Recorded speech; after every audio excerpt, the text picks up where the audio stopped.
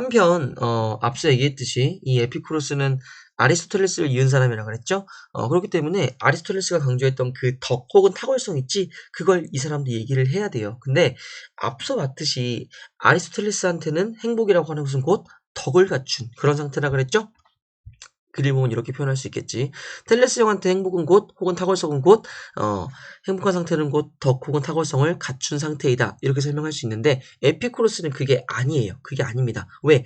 이 사람한테 행복은 곧 쾌락이죠. 근데 이 사람이 생각하기에 어떤 용기, 성실함, 뭐 정의로움, 정직함, 뭐 사랑, 우정 이런 인간이 갖춰야 할 그런 성품의 탁월성들, 그런 좋은 성격들 혹은 이런 덕목들 있지. 이런 덕목들은 그 자체로 어떤 우리 인간이 행복하기 위해서 추구해야 될 어떤 목적 그 자체가 아니라 쾌락이라고 하는 즉 우리 인간의 어떤 행복 그 자체라고 할 수 있는 그런 즐거움, 쾌락을 얻기 위한 수단적인 가치를 지닌다는 겁니다. 요게 좀 큰 차이예요.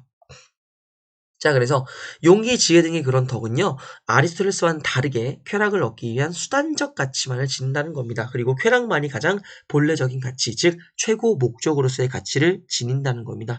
요러한 차이가 조금 있다는 거 기억해 주시면 되시겠습니다. 그리고 마찬가지로 쾌락과 정의, 저스티스인데요.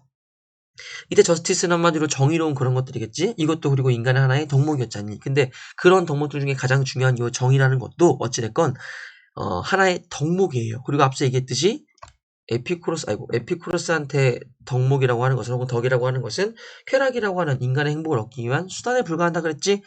자, 그렇기 때문에 이 정의 역시도 즉 개인 간의 정의는 행복한 삶의 중요한 요소인 쾌락을 얻기 위한 수단에 불과하다.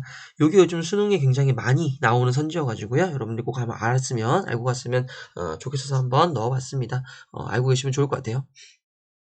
자, 근데 이제 우리 그럼 이제 앞에 욕구와 쾌락의 관계도 살펴봤고, 욕구의 종류 살펴봤죠? 자, 그리고 그러면 선생님 그럼 이제 우린 그러면 행복해지기 위해서 어떤 쾌락을 추구해야 되는 겁니까? 자, 일단 쾌락의 종류가 두 가지가 있습니다. 하나는 동적 쾌락, 그리고 하나는 정적 쾌락입니다.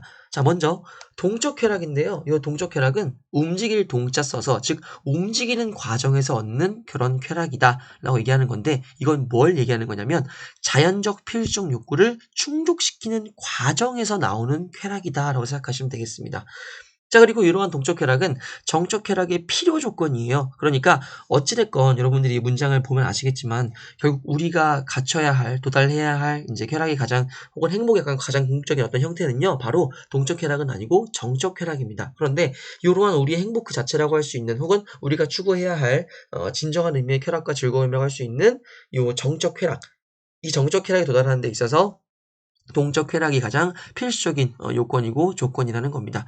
근데 문제는 이런 동적 쾌락은요. 과잉 충족되면 오히려 고통을 발생시킨대요. 표 한번 볼까요? 자, 일단 0은 여러분 신경 쓰지 마시고 아래 정적 쾌락 있죠? 이건 신경 쓰지 마시고 일단 요 화살표 방향부터 볼게요.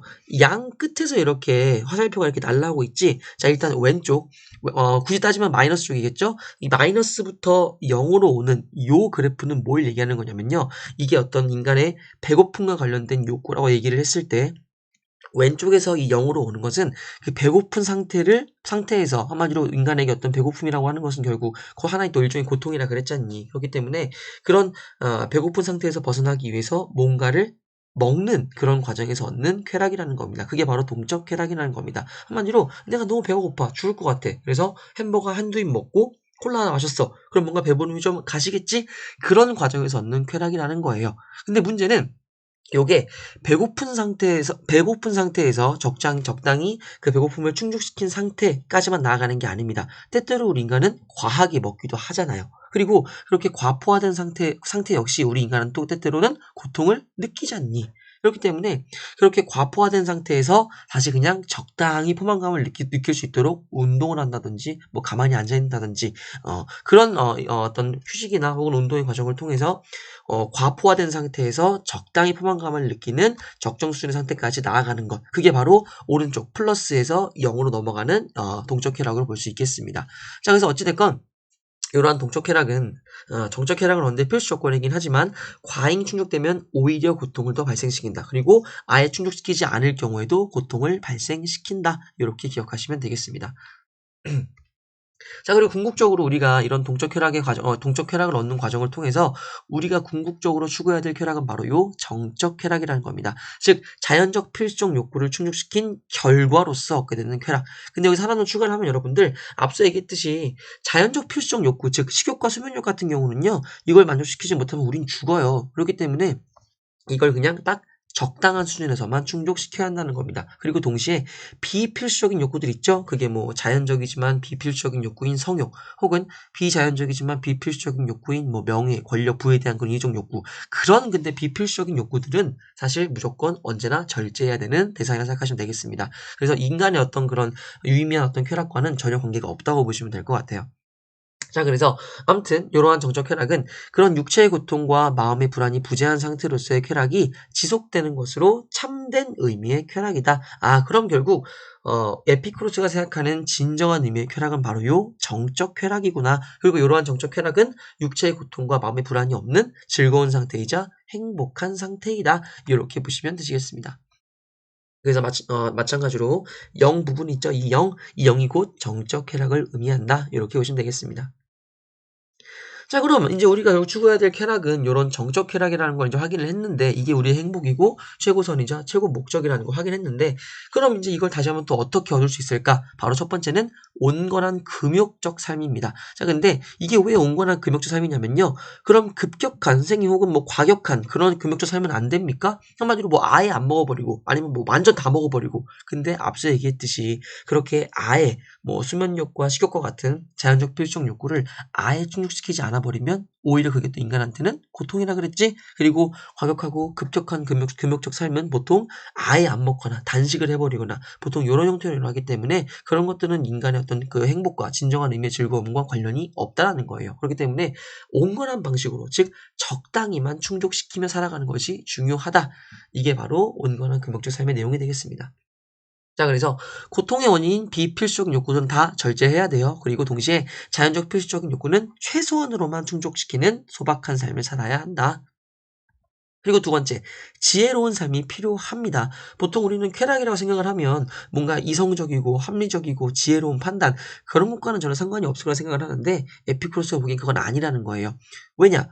때때로 어떤 쾌락은 당장 지금 우리한테는 즐거움을 줄 수 있을지언정 먼 미래에는 고통을 줄 수도 있거든. 예를 들어서 너네 시험 기간 때 공부 안 해봐.